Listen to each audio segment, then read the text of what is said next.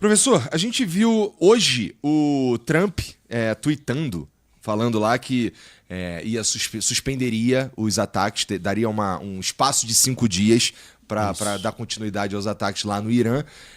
Que esses ataques por conta do fechamento do Estreito de Hormuz, né? Que ele disse que ia acabar com as fontes de energia do Irã e tudo mais. Mas no tweet de hoje ele diz que está rolando negociação. É interessante porque estava rolando negociação quando ele atacou também, né? Como é que tu analisa isso que aconteceu hoje? Essa fala do Trump, esse posicionamento? A gente tem uma parte das notícias oficiais que vem do Irã dizendo que o Irã nega que está conversando com os Estados Unidos. Então, de duas uma, ou tem divergência interna no que está acontecendo, ou realmente a negociação não existe. E é uma jogada do Trump para ganhar tempo com o mercado.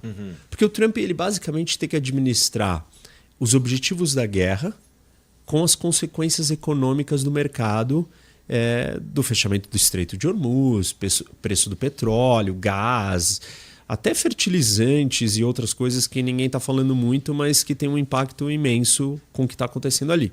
Então, ele tem que gerenciar essas duas coisas. E me parece que ele fez um blefe sobre um ataque pesado e o mercado entrou em pânico.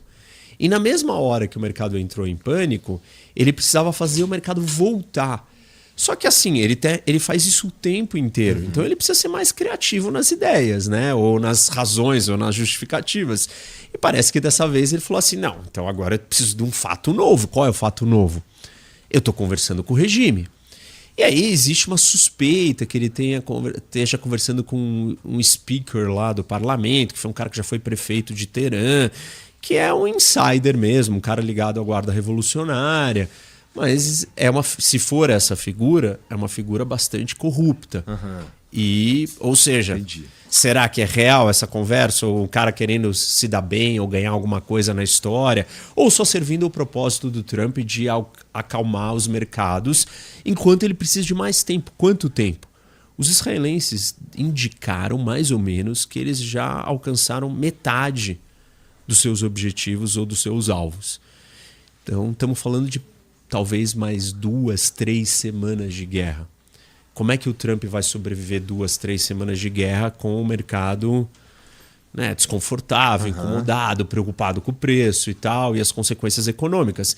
E aí ele precisa, então, segurar o mercado. Tá bom, 3 semanas, então deixa eu jogar uma coisa mais alta, voltar umas 3 casas. E assim ele está jogando com essa perspectiva, essa percepção, né, do mercado.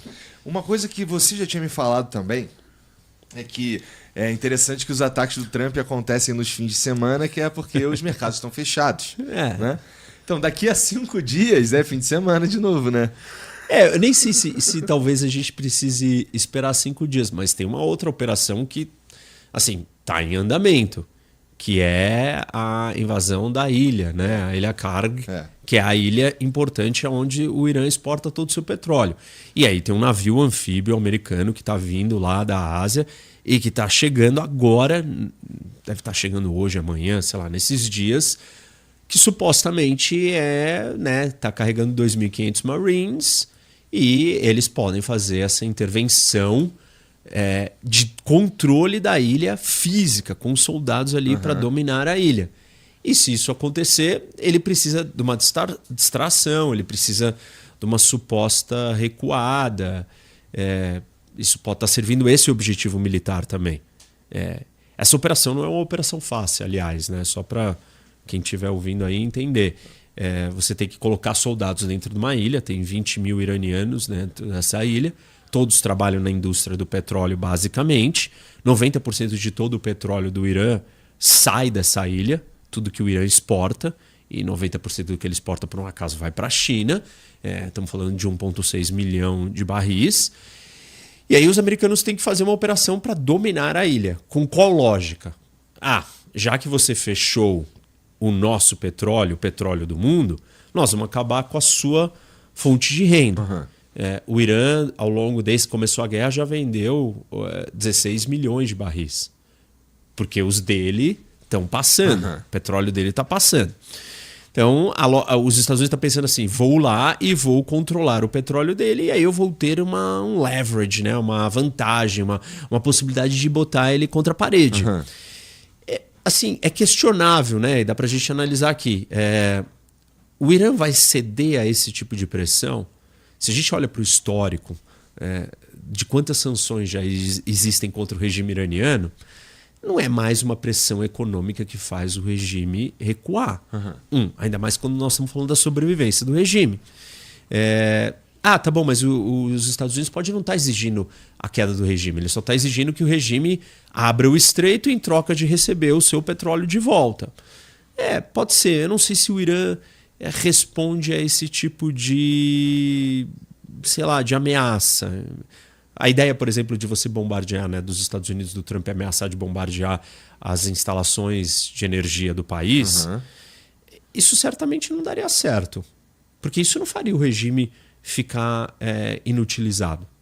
Se alguém tem capacidade de arrumar alguma energia de algum lugar, tem algum gerador, tem algum estoque de petróleo, é o exército, é o país, é o governo, e não a população. Então, você vai fazer alguma coisa que vai deixar a população numa situação tenebrosa. E isso vai, de alguma forma, né, se voltar contra você. Então, eu não acho que isso é possível. Por exemplo, eu não acho que era uma ação, né, que, enfim, fosse produzir algum resultado útil. Tanto que o mercado reagiu. Isso. Porque o mercado reagiu com a seguinte lógica. Se Israel atacou, né, a produção de gás do Irã e o Irã retaliou destruindo produção de gás ou campos de gás no Catar, inclusive, uma destruição que não vai ser consertada em uma semana, mas estamos falando de 3 a 5 anos, o que o Irã vai fazer de retaliação quando ele for atacado nas suas usinas geradoras de energia? Sim. Né? E aí, por isso que o mercado entrou em pânico. Mas voltando então para a história da ilha, não me parece que essa ameaça seja suficiente para colocar o regime iraniano nas cordas. Quantos marinhos estão indo para essa ilha aí que tu falou? 2.500. E aí, qual que é a operação? Você não vai poder desembarcar na ilha, né, com barcos, porque os navios americanos não estão no raio de alcance dos mísseis e drones iranianos circulando ali. Eles estão mais distantes. Esse próprio navio anfíbio que está chegando, que é o Trípoli, ele também não vai ficar ali parado. Ele não vai chegar a parar na ilha e desembarcar todo mundo. Ele vai parar antes e aí eles vão mandar esses Marines com aqueles aviões helicópteros. Não sei se você já viu que é um avião que ele decola com uma hélice virada para cima, MV-22, e depois a hélice vira e ele vira um aviãozinho. Eles provavelmente chegariam na ilha desse jeito. E aí eles têm que dominar o aeroporto, que o aeroporto é o ponto de acesso. Se a marinha iraniana está comprometida, basicamente inexistente, e é uma ilha, então como é que você vai chegar lá? Voando? Então tá bom. Então os americanos têm que dominar o aeroporto e proteger o aeroporto e controlar a ilha inteira.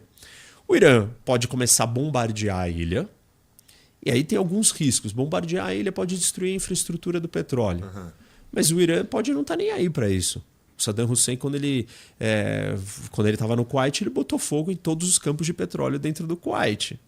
E aí, se o Irã não está nem aí a esse ponto, e o objetivo dele é matar 2.500 soldados americanos, aí ele vai destruir a sua capacidade de exportação.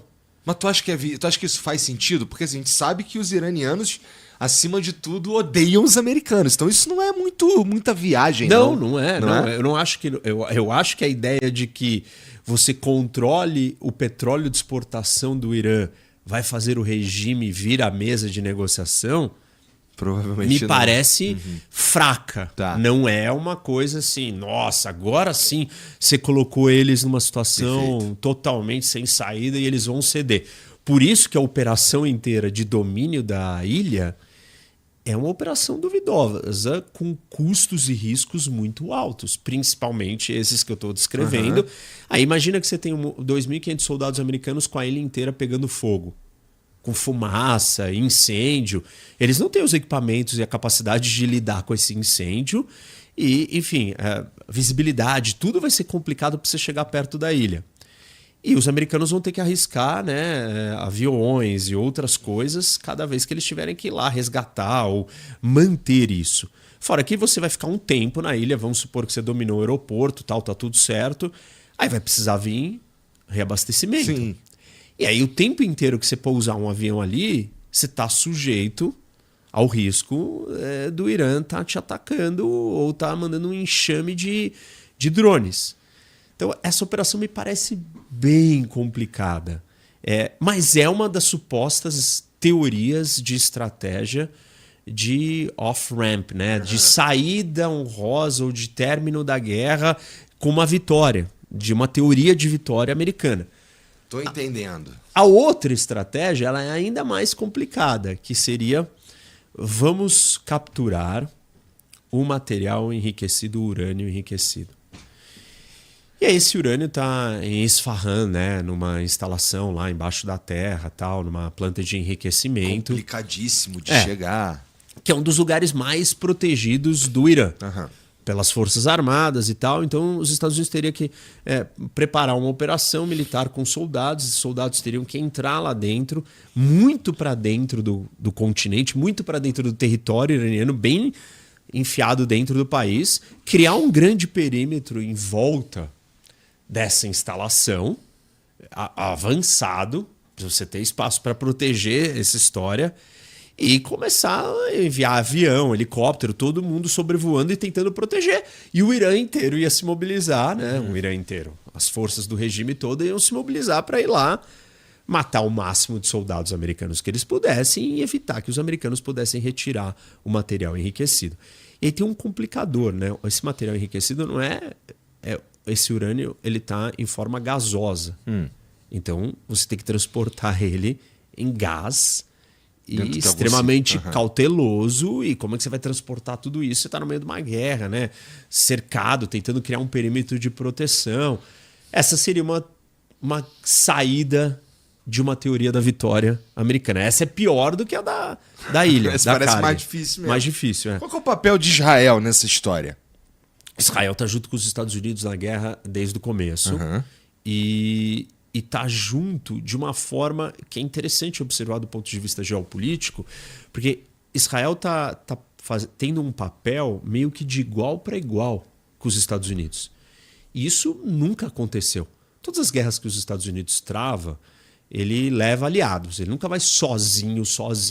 Mas os aliados têm sempre um papel secundário de apoio, de suporte ali, fica na retaguarda.